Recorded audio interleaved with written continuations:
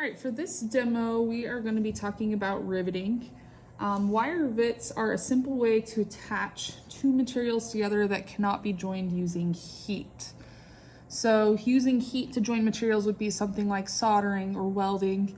We're going to keep it simple, and let's say we don't have those tools, or we want to use what's called a cold connection. Rivets are a great way to attach multiple components together or layer multiple components together. When you choose your material to rivet, it has to be able to withstand a small amount of hammering, specifically with a ball peen hammer.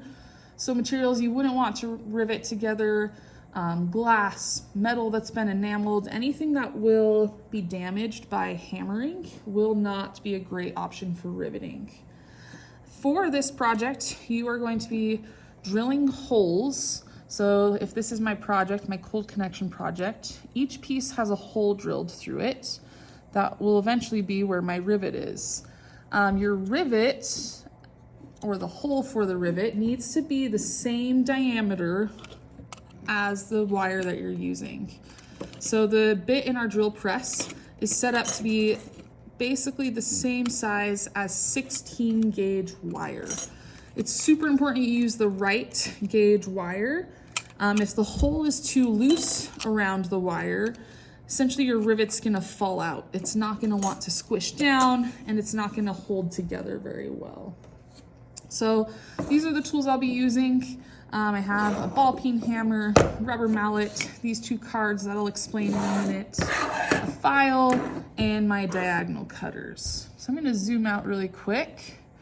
I'm going to be showing you on these scrap pieces of metal before I do it to my project. So the first thing you're going to want to do is flatten these down with a rubber mallet. So I'm going to do this on my table so you can see it, but you would want to be doing that on your bench pin or anvil. You want to start off with flat pieces of metal so that they fit together nicely. You don't want any waves or kind of wonkiness.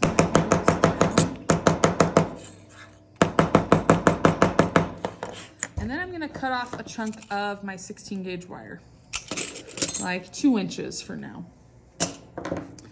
Essentially, when we rivet these together, we only want just barely extra on each side of the hole. So you just want a tiny bit more than the thickness of your 2 pieces of metal. We are going to be using kind of a specific way to measure that with these cards right here. And we're essentially going to be using the thickness of a card. So I'm going to go grab my bench pin so you can see. All right, so here I am at my bench pin. Remember that my trick to measuring how much wire you need is to use these 2 cards. So essentially, the first thing you're gonna do is take your scrap piece of wire. Remember, it's 16 gauge because it's the same diameter as the hole we've drilled. The first thing you're gonna wanna make sure to do is to remove the burr or the pointy edge from where your diagonals cutters cut the wire.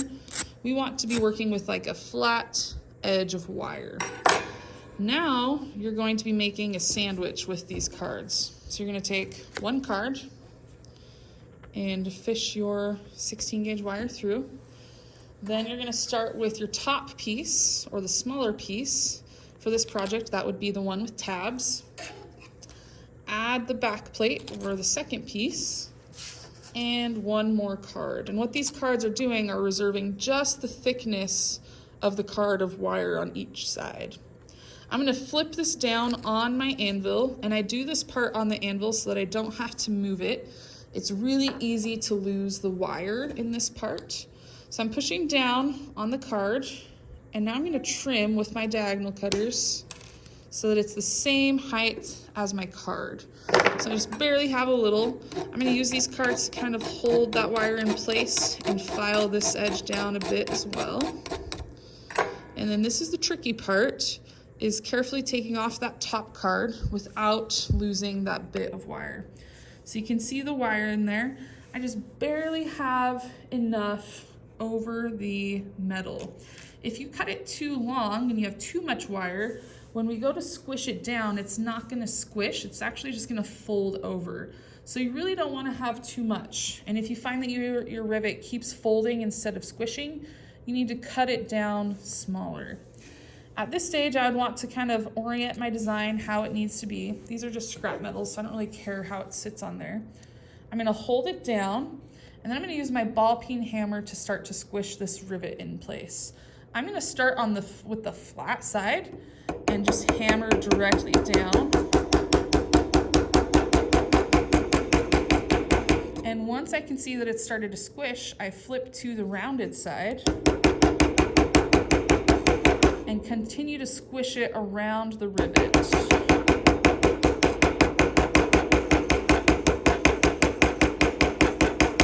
So you can see it's starting to squish that piece of wire down. Once I feel like it's squished quite a bit, I'm going to carefully flip this over, remove the back piece of the card, and that has also reserved a little bit to squish on this side and do the same thing. So again, starting on the flat side, rotating to the rounded side until that rivet has really squished and kind of filled up the hole that we've drilled. If I feel like it's still too loose and this kind of wiggles, I can rotate and continue to hammer down my rivet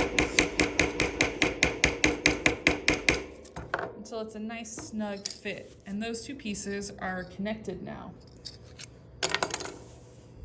Something you'd want to be careful of is hammering your pre-drilled holes too much before the rivet actually works. So let's say you try a rivet, but you cut it too long and you try again and it still doesn't work. Eventually over time, as you hammer your piece, that hole is going to expand and eventually it'll be too large for the gauge of wire that we're using.